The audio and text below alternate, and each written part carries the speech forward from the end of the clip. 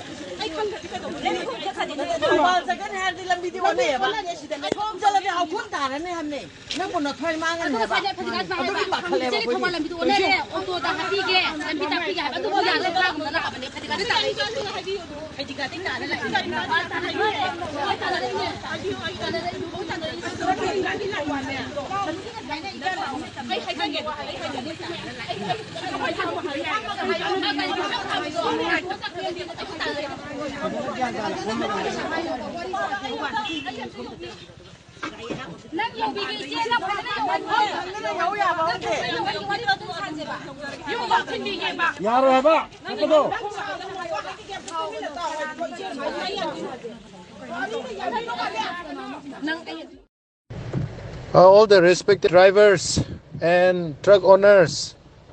information amakak thambige ngasi aikoi meeting tawre aduna nahan gari mai chakpa dugi maram na oiraga Mondaydei di moi economic blockade lairagani ko Senapati SD sa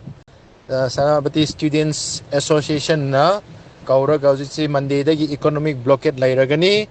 aduna noi kari orga su preparation tawning ba singdi